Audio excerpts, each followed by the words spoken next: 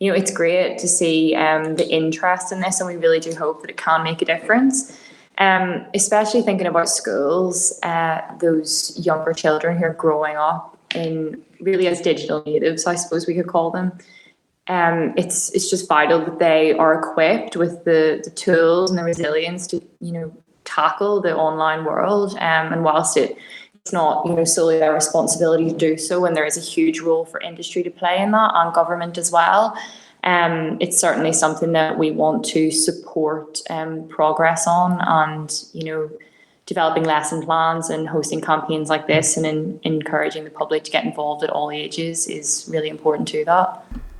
That was a team from the Royal Society of Public Health, an independent charity and the world's longest established public health body.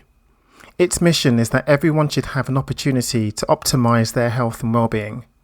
In this fascinating episode, Bridie O'Toole, Niamh McDade and Olivia Watkins talked to us primarily about the launch of the new Scroll Free September campaign and how we can all develop a more meaningful relationship with social media.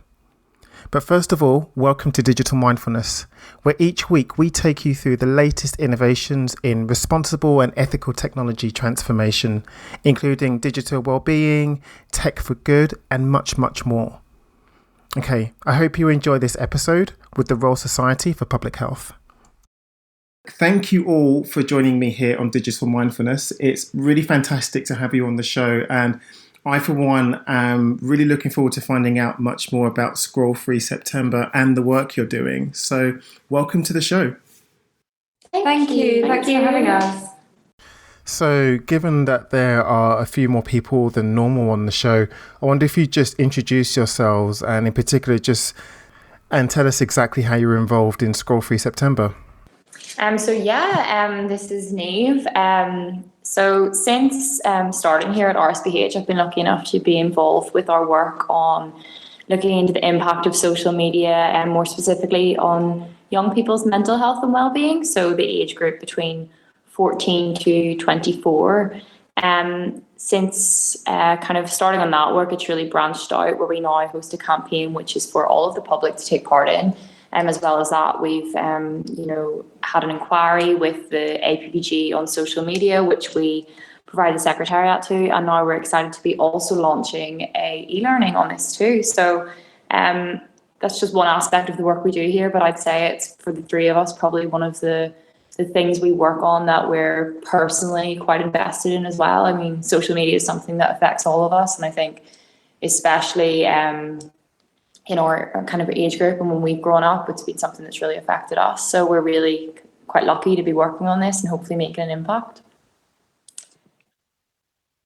Hi, this is Bridie here. Me and Libby work in the training and education department of RSPH. We're passionate about educating the public and providing resources for the public to access to help them with their personal health. And then off the back of the Scroll Free September campaign, we decided to produce a resource that we could release free and would be accessible for anyone who wanted to gain a more meaningful relationship with social media and finding the balance. So that's the project that me and Libby are working on at the moment, which is really exciting, and we will be talking about that more. Yeah, so I'm Olivia, or Libby, and I work with Bridie in our training and education department. We develop training and e-learning on a range of subjects. So social media is kind of the latest program, but we've produced programs on sleep and salmonella and all sorts of other things as well. So I guess the most important question that I have right now is, what is Scroll Free September for people that aren't in the UK, and why is it so important? Yeah, so I think firstly it's worth saying that one of the main reasons this was drawn to our attention as an issue is the fact that the public demand for this is so high. I think a lot of us discuss quite a lot of the time about how we use social media too much, how we can, go through a feed and leave that news feed feeling quite negative about ourselves. And so what we've tried to do over the last few years is look into why this is, why people have such a complicated relationship with social media, and how we can improve this. And so Scroll Free September is really an opportunity for all social media users to take some time out and to take a break and reflect on why they use social media, what they like about it and what they don't, and build a better, more balanced relationship with platforms. And the idea is you can take part in Scroll Free September in a variety of ways. So there's a number of different plans and you don't have to give it up completely. So whilst going cold turkey is one option, there are a variety of others. And really the idea is that, social media can be great. It often is great. It should be used as a force for good. But sometimes, as with anything, it can have some negatives. And what we want to do is ensure that everyone takes some time to think about, what they may do for them and use it in a way which, best suits them. You were talking just now about the high public demand for something like Scroll Free September. And I'm wondering, was this something that came about from your research? Was it particularly from looking at, say, a specific demographic like kids, that there was that need there? Or was this just something that came up ambiently, something that you just gradually became aware of from media? The research does show, ours and generally, that ages 16 to 24 use social media the most and will have will probably experience the effects of it more, whether this is because they're growing up with it and they're 16, they're coming out into the world as adults, and this is how they build their social skills and learn about the world around them through social media, or whether it's because they're at an age where maybe our emotions and, feelings could be affected more.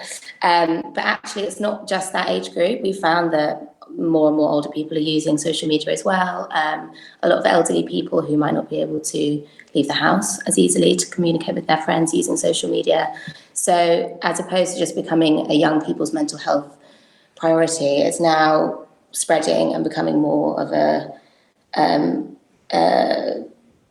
medium that affects the whole population across the world. So it sounds to me that the objective of Scroll Free September is not to come off social media entirely or to leave all technology, but rather to be more aware, or to have people be more aware of how social media makes them feel and their general usage of it. Exactly. Yeah, that's exactly it. It's about using social media in a way which benefits you. And, overall, the reason anyone should be using social media is because they want to be there, because they want to be on that platform engaging with it, not because they're pressured to do so because of some push notification or, for any other reason. For example, if they feel like they're missing out on something if they're not online.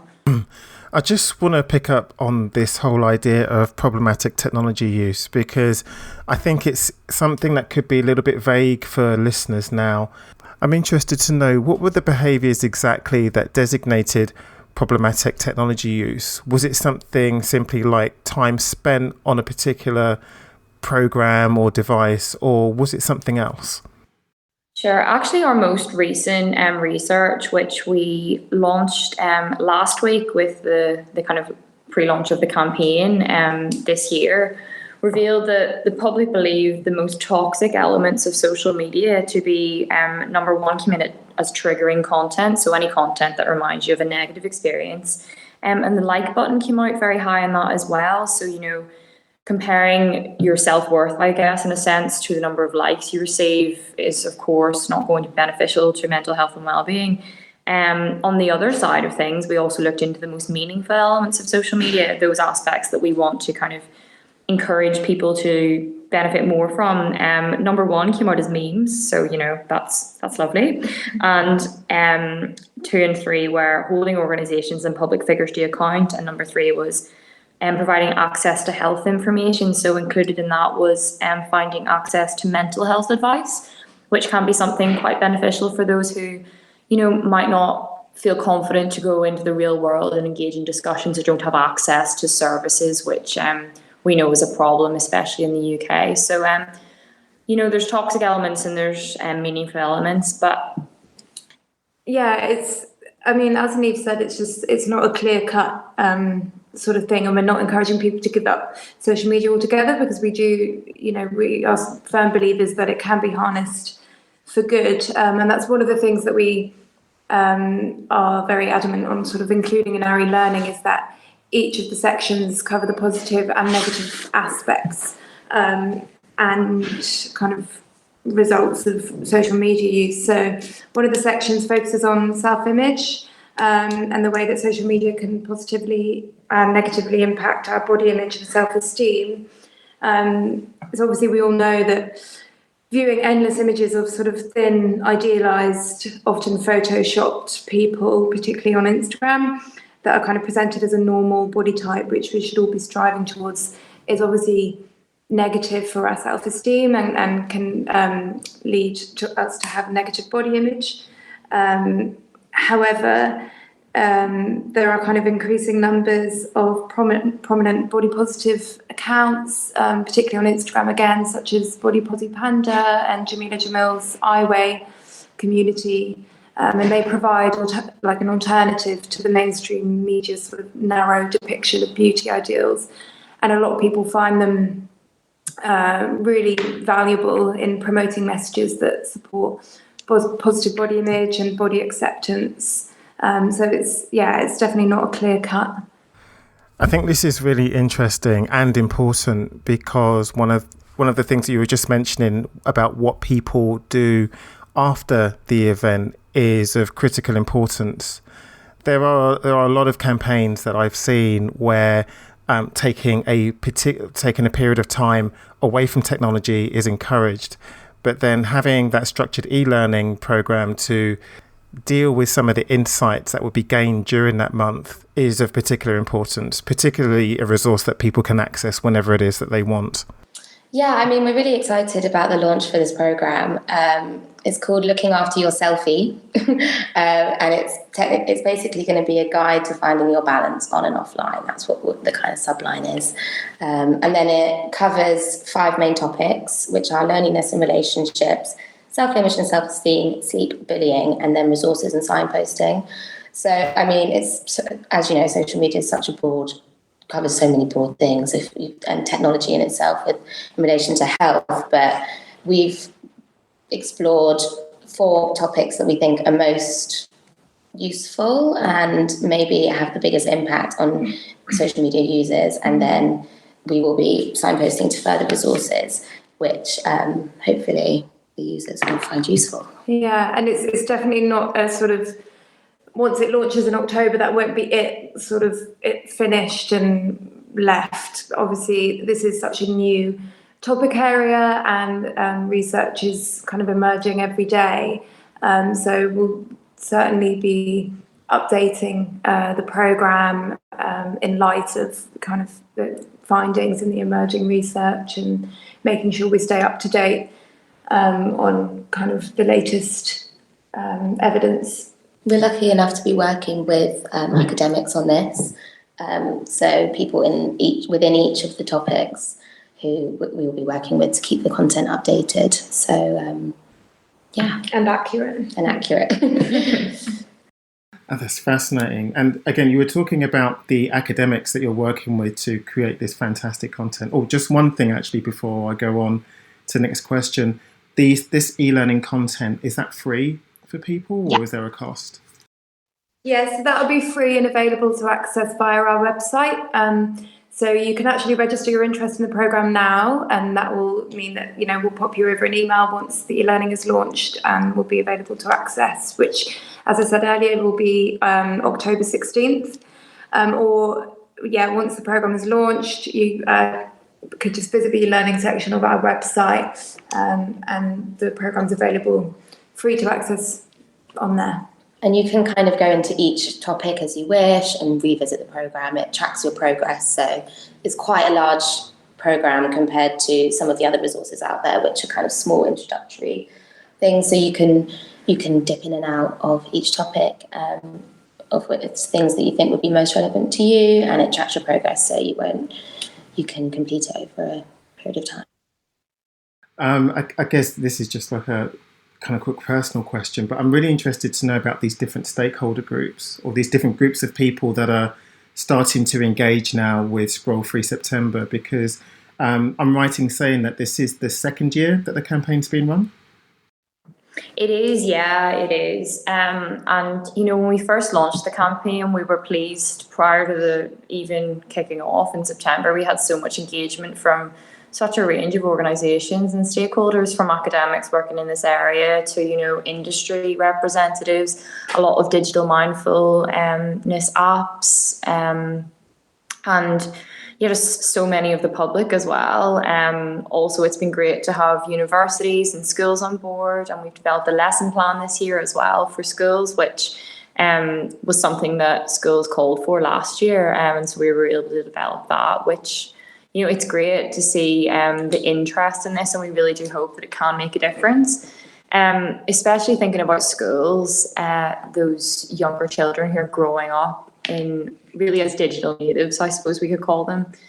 It's just vital that they are equipped with the tools and the resilience to tackle the online world. And whilst it's not solely their responsibility to do so, and there is a huge role for industry to play in that, and government as well, it's certainly something that we want to support progress on, and developing lesson plans and hosting campaigns like this and encouraging the public to get involved at all ages is really important to that.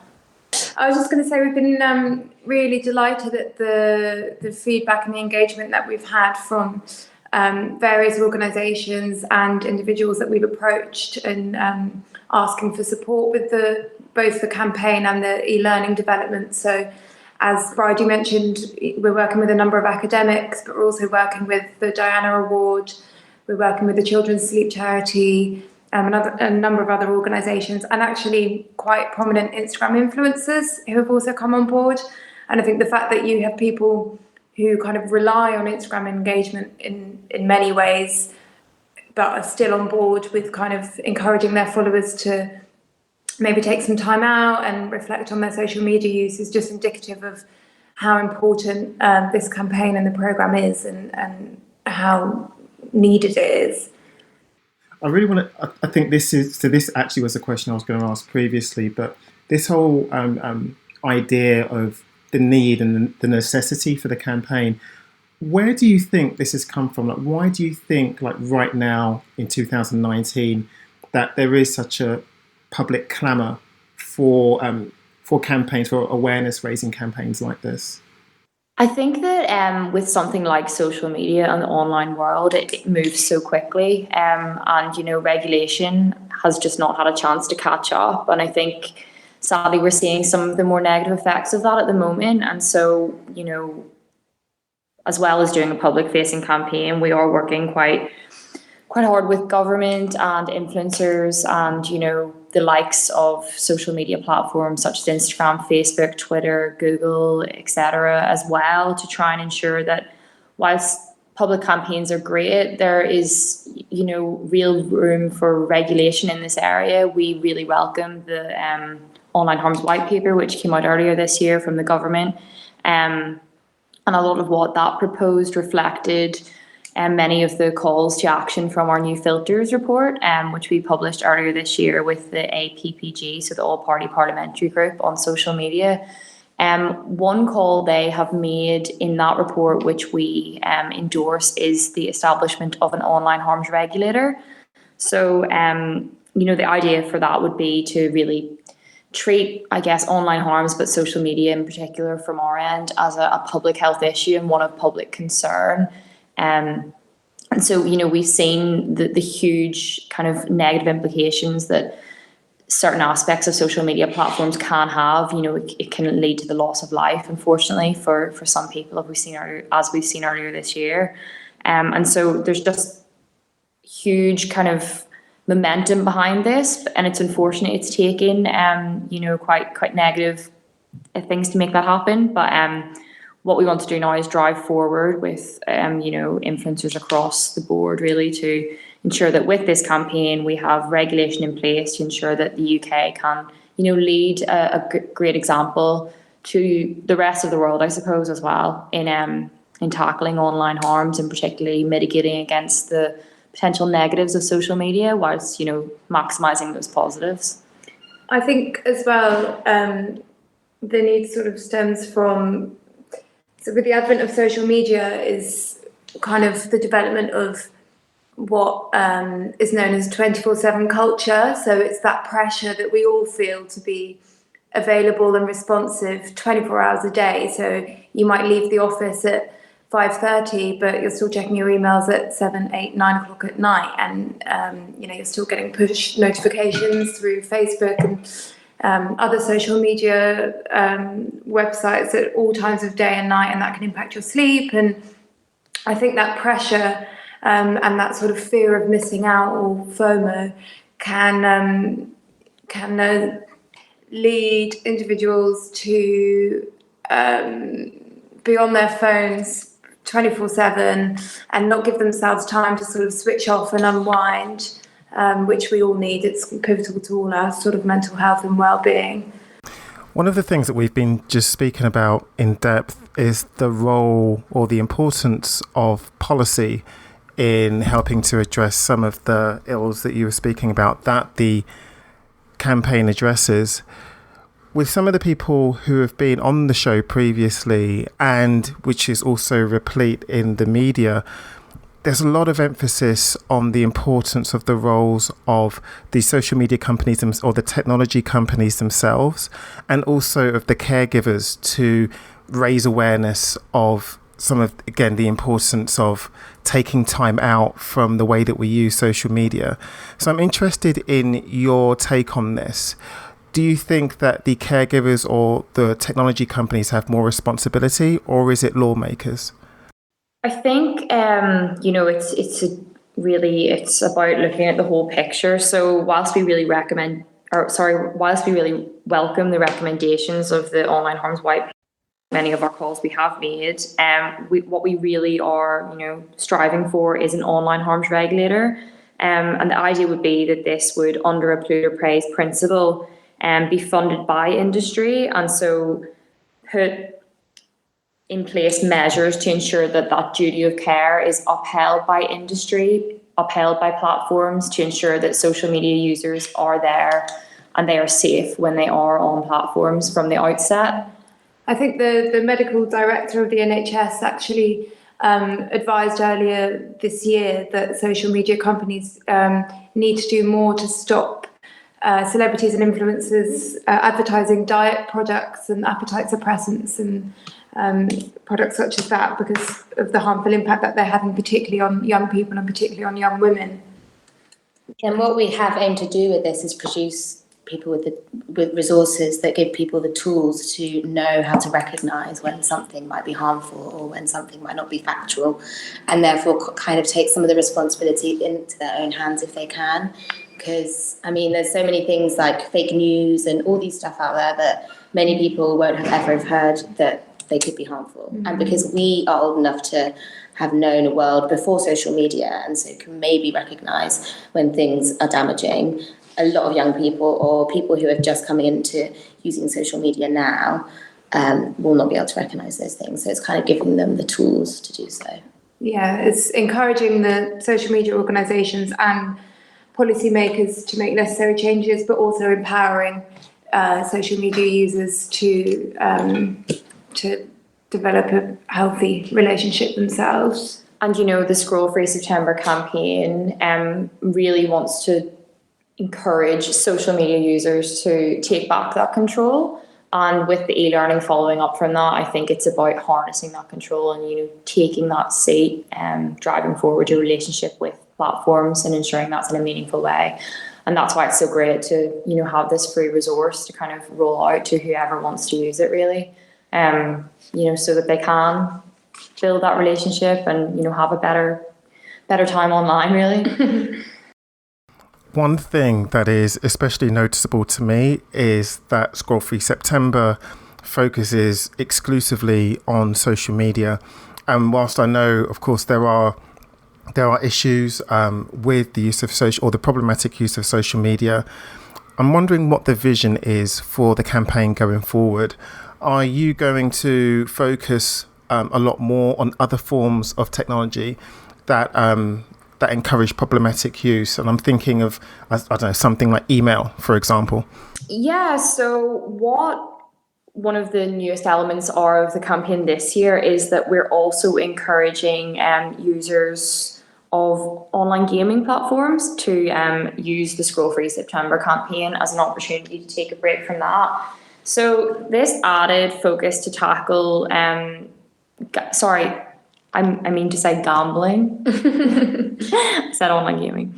So yeah, the added focus to tackle gambling harm, which can come through games, of course, is with support of the Bet Regret campaign. So we're working with them to encourage those who bet to think twice and avoid making any impulsive bets. Recent research from the Gambling Commission found that nearly half of gambling takes place on mobile phones, with online gambling taking a growing share of all gambling activities across England and Wales. So with the inclusion of gambling sites and apps, Scroll Free September really wants to support the work of the Bet Regret campaign by asking online gamblers to self-exclude by taking part in one of our campaign plans. So branching out to this is another way in which we've been quite keen to broaden out our horizons in terms of how we mitigate all of those harms which people can come into contact with online. Certainly on the meaningful side of things, we've partnered this year with Audible, and we're really pleased to be encouraging people to use technology in a great way where you can go to bed with a nice book and listen to that instead of using technology in a way where you're just staring at your screen essentially. So there's a range of angles this will hopefully go down, and we're definitely open to all suggestions, and we're guided by emerging technology and it's such an ever-changing landscape that I think we have to remain flexible and open-minded into where sort of the campaign and these sorts of projects go. Are you finding that there are other initiatives that are springing up around the world related to, in relation to Scroll Free September? Like, do you see that this is more like a global movement, or is it really localized to Western Europe, North America? I think it's certainly fair to say that the UK are, quite established in this area in comparison to other nations. I know of a lot of work taking place across the world, but I think that a campaign like this, Writing Saying, is the first of its kind. It's the first public-facing campaign to tackle, social media and, try and help users build that meaningful, healthy, long-standing relationship with it. I know the e-learning is the first of its kind as well. As a free resource, and the campaign of course is also free to get involved with, so it's open to all people internationally, and we were delighted to see last year and into this year that we have sign-ups from across the world, from Brazil, Peru to Australia, even Singapore. So it's great. It really has taken off on an international level, and what I can say is I hope there are similar initiatives across the world, and that we can just keep driving this message forward. So for people listening to the show now, what are some of the ways that they can get involved in the campaign? Firstly, I would say go on to scrollfreeseptember.org.uk and sign up to the campaign. It's not too late. It's never too late to build a healthy, balanced and meaningful relationship with social media. And spread the word really on our message. It's not about giving up social media completely. It's about building that balanced, meaningful relationship with it moving forward. Following that, I would say register your interest for the e-learning. Yeah, so as of October 16th, e-learning will be on our website and free to access, as we said, and continually updated. So there won't be a time when this e-learning won't be relevant to you. So please do give it a go. And please also feel free to register your interest in the e-learning now.